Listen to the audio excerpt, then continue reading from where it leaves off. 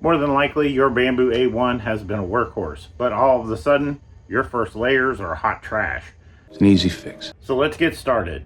Now, if you haven't yet, hit that subscribe button and tap that little bell to get notifications the next time I upload a video. So let's get your first layers looking like this again. All right, let's jump right in it. So the first thing you need to do, if you haven't done it yet, is unload your filament. So go ahead and let the A1 cut the filament, and then we'll get it pulled out. That way we can move on to the next step. Once our unload is complete, then what I'm going to do is go to, which I really don't need to, but I do it anyway, go to XYZ and just hit home. Now your next step is going to be to shut your A1 off. And also give it a little time to cool down, because And it burned me so bad. you just unloaded your filament more than likely, and if you have, that means your nozzle is very hot and you won't want to touch it just yet. So if you can, give it a few minutes to cool down before you jump in and start taking things apart. Now from here, we're going to remove the front cover, and we're going to remove the silicone sock from the nozzle. Next would be to unclip your nozzle. If you've ever changed your nozzle, this is all pretty easy to you. But if you've not changed your nozzle before, this is just part of the process. Now, after you've unclipped it, you'll just want to pull your hot end out and set it down. Now, what we're interested in is the 3 screws back here that we need to loosen up. After they become loose, they do have some thread locker on them, so be aware that when you're putting them back in, you know, they'll kind of give you the feeling like they're cross-threading because they've got that resistance of that thread locker that's on them. And then from there, what we want to do is pull this unit out. I'm going to go ahead and remove the 3 screws just for the sake of not losing them.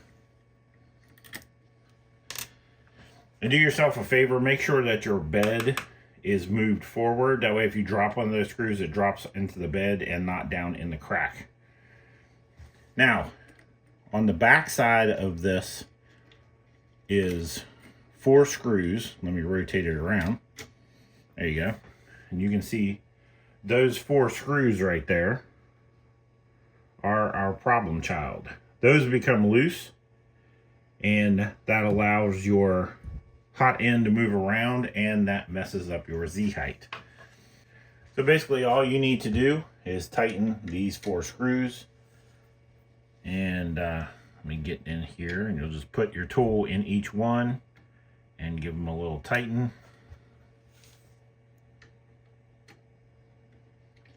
And for me, I've already done this. I'm just tearing it apart for the sake of showing you the video, but I'm going to double check them just in case. Okay, so now that we have our 4 screws tightened, we're ready to put that back in place and get our 3 screws reinstalled.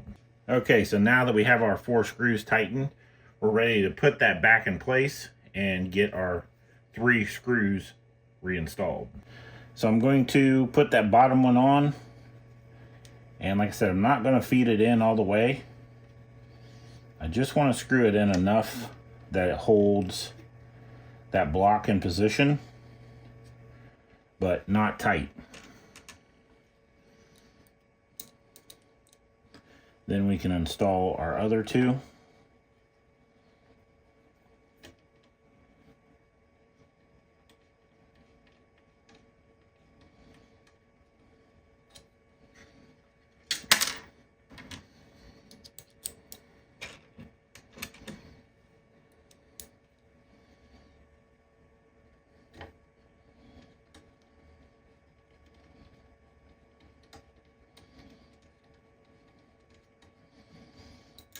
Now once you have all 3 screws in, now you can go about the process of torquing each one down. Guten tight is the specification. Don't go crazy, just make sure it's decently tight. All right, now that we're done, we're ready to put our hot end back in. I'm gonna go ahead and reinstall my 0.6 because I'm done with the work I was doing with the stainless steel. And we'll clip it back in. you're good to go. Make sure you reinstall your silicone boot.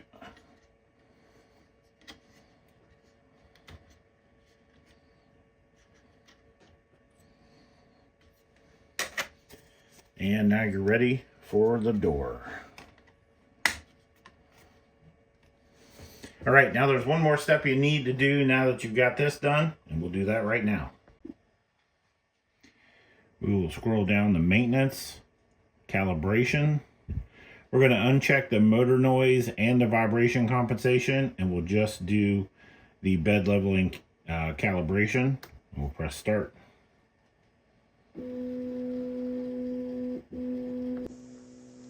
This process takes about 15 minutes to complete.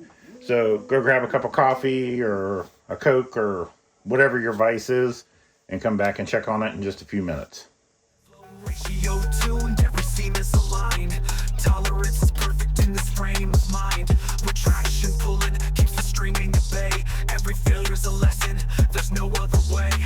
Over extrusion, I'll recalibrate. Trial and error always seals my fate.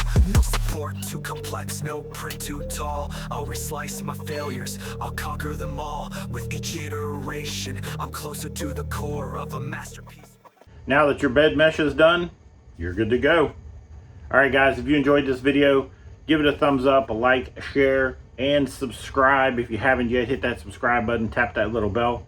I'd appreciate it. All right, guys, later.